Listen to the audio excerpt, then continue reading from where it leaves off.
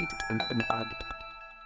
Friends, स्वागत है आप सभी का क्विज जीके 360 यूट्यूब चैनल में। दोस्तों, इम्पोर्टेंट करंट अफेयर की वीडियो में आज का हमारा टॉपिक है निर्वाचन और भारत निर्वाचन आयोग। ये टॉपिक सभी परीक्षाओं की दृष्टि से काफ़ी ज़्यादा इंपॉर्टेंट है। वो सभी क्वेश्चन जो आपकी परीक्षाओं के लिए इंपॉर्टेंट रह सकते हैं। किस पार्टी को राष्ट्रीय पार्टी का दर्जा मिला है और किस पार्टी से राष्ट्रीय पार्टी का दर्जा वापस ले लिया है, वो सभी बातें इस वीडियो में हम जानेंगे। दोस्तों, अगर वीडियो पसंद आए तो वीडियो को आप शेयर भी कीजिएगा। तो चलिए शुरू करते हैं आज का वीडियो। आपका पहला सवाल है, संविधान के किस अनुच्छेद में निर्वाचन आयोग की व्यवस्था की गई है? तो संविधान के 324 अनुच्छेद में इसकी व्यवस्था की गई है। Right answer option number B, अनुच्छेद 324। अनुच्छेद 76 में महान्यायवादी या अटॉर्नी जनरल की व्यवस्था की गई है। अनुच्छेद 148 में नियंत्रक महालेखा परीक्षक की व्यवस्था की गई है, यानी कैग। और अनुच्छेद 315 में संघ लोक सेवा आयोग दिया गया है। ये सारे अनुच्छेद काफ़ी ज़्यादा इंपॉर्टेंट हैं, याद रखिएगा, हर एग्जाम में यहाँ से सवाल पूछे जाते हैं। नेक्स्ट, भारत में मुख्य चुनाव आयुक्त की नियुक्ति कौन करता है? भारत में मुख्य चुनाव आयुक्त की नियुक्ति राष्ट्रपति द्वारा की जाती है। सही जवाब है ऑप्शन नंबर ए, राष्ट्रपति। भारत में मुख्य चुनाव आयुक्त का कार्यकाल कितने साल के लिए होता है? तो इसका कार्यकाल 6 साल के लिए होता है। 6 साल या 65 साल की उम्र जो सेवानिवृत्ति हो जाती है 65 वर्ष पर। तो right answer option number B, 6 साल। याद रखिएगा, मुख्य निर्वाचन आयुक्त का कार्यकाल 6 साल है, लेकिन इस समय वो 65 वर्ष की आयु पूरी कर लेता है तो उसकी सेवानिवृत्ति हो जाएगी। मुख्य निर्वाचन आयुक्त को हटाने के लिए संसद के दोनों सदन अपने कुल बहुमत से जो वहाँ उपस्थित हैं और मतदान करने वाले सदस्यों के कितने बहुमत से कम ना हो, एक प्रस्ताव पारित करना पड़ेगा। तो ये 2/3 बहुमत पारित करना पड़ेगा, 2/3 बहुमत से। Right answer option number B, 2/3।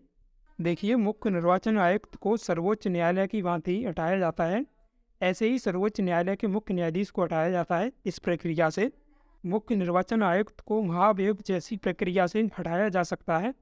Lok Sabha के चुनाव हेतु अधिसूचना कौन जारी करता है? ये चुनाव तो निर्वाचन आयोग कराता है, लेकिन अधिसूचना राष्ट्रपति द्वारा की जाती है जारी। राइट आंसर ऑप्शन नंबर ए, राष्ट्रपति। याद रखिएगा, ये क्वेश्चन कई बार पूछा गया है। केंद्र में अगर चुनाव है तो इसकी अधिसूचना राष्ट्रपति द्वारा जारी की जाती है।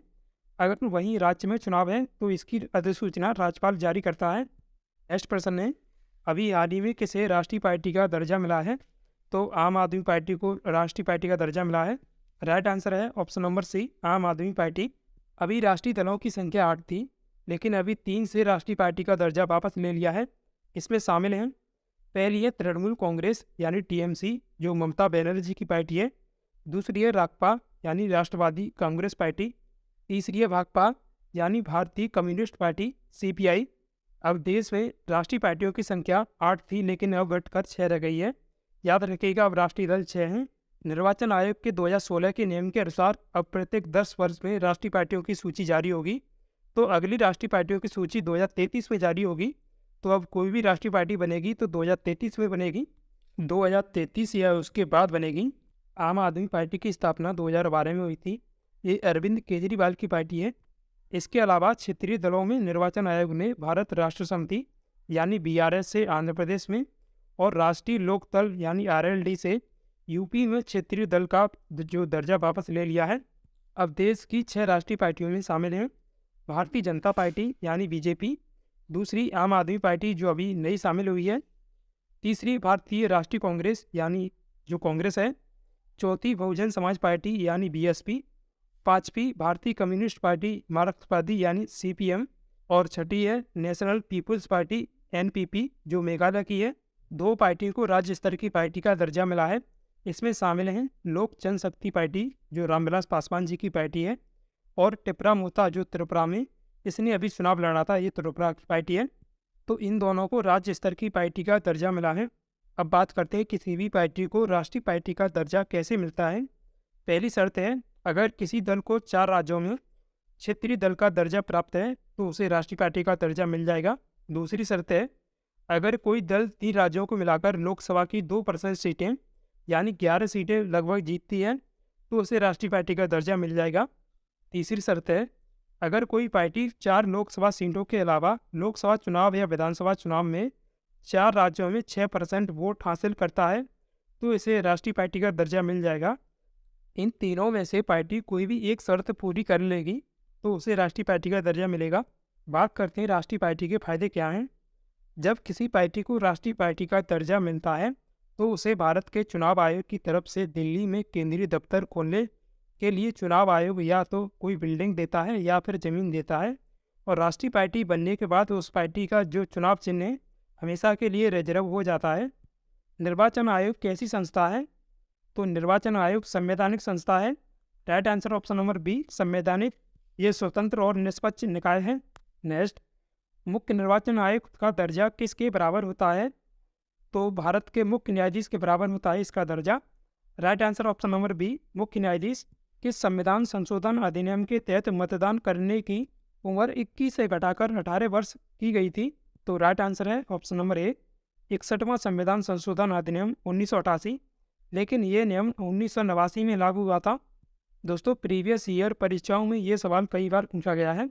अब बात करते हैं जो अन्य ऑप्शन में दिए गए हैं संशोधन। 52वां संविधान संशोधन अधिनियम 1985, ये दरबदल से संबंधित है। 56वां संविधान संशोधन अधिनियम 1987, इसके माध्यम से गोवा राज्य को राज्य का दर्जा मिला था। पहला संविधान संशोधन अधिनियम 1951 में हुआ था। याद रखिएगा, ये कई बार पूछा गया है पहला संविधान संशोधन अधिनियम कब हुआ था। तो ये 1951 में हुआ था। इसके माध्यम से 9वीं अनुसूची जोड़ी गई थी संविधान में। नेक्स्ट, वर्तमान में मुख्य निर्वाचन आयुक्त का वेतन कितना है? तो इनका वेतन अभी 2.5 लाख रुपये है, 2,50,000 रुपये। Right answer option number C 2,50,000। वर्तमान में देश के मुख्य निर्वाचन आयुक्त राजीव कुमार हैं। मुख्य निर्वाचन आयुक्त को वेतन संचित निधि से दिया जाता है। संचित निधि का उल्लेख संविधान के अनुच्छेद 266 में दिया गया है। पहली बार इलेक्ट्रॉनिक वोटिंग मशीन यानी ईवीएम का प्रयोग किस राज्य में हुआ था? पहली बार 1982 में इसका प्रयोग केरल राज्य में हुआ था। Right answer option number B Kerala. सांसदों की अयोग्यता संबंधी विवाद पर निर्णय निर्वाचन आयोग के परामर्श पर कौन देता है? सांसदों के अयोग्यता संबंधी विवाद पर निर्णय राष्ट्रपति देता है। Right answer option number B राष्ट्रपति। नेक्स्ट क्वेश्चन है, निर्वाचन आयोग की स्थापना कब हुई थी? तो 25 जनवरी 1950 को निर्वाचन आयोग की स्थापना हुई थी। राइट आंसर ऑप्शन नंबर ए 25 जनवरी 1950। भारत निर्वाचन आयोग का मुख्यालय कहाँ स्थित है? इसका मुख्यालय नई दिल्ली में स्थित है। Right answer option number B New Delhi. 15वां question, वर्तमान में मुख्य निर्वाचन आयुक्त कौन है? तो राजीव कुमार हैं अभी वर्तमान में मुख्य निर्वाचन आयुक्त। Right answer option number A Rajiv Kumar. पहले मुख्य निर्वाचन आयुक्त कौन थे? इनका कार्यकाल था 1950 से 1958 तक। तो right answer option number B Sukumar Sen. Sukumar Sen देश के पहले मुख्य निर्वाचन आयुक्त थे।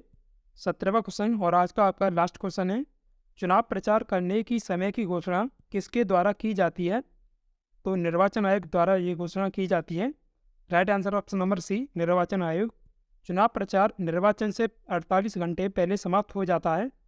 आपका आज का सवाल है, गज उत्सव 2023 में कहाँ मनाया गया है? इसका आंसर आप कमेंट बॉक्स में दीजिएगा। इस उत्सव का उद्घाटन अभी राष्ट्रपति द्रौपदी मुर्मू जी द्वारा किया गया था। सो दोस्तों, आशा करता हूँ आपको वीडियो पसंद आएगा। वीडियो को लाइक कीजिएगा, साथ ही अपने दोस्तों के साथ ऐसे शेयर भी कीजिएगा और ऐसे ही वीडियो पाने के लिए हमारे चैनल को सब्सक्राइब भी कर लीजिएगा। Thanks for watch this video देखने के लिए धन्यवाद। जय हिंद, जय भारत।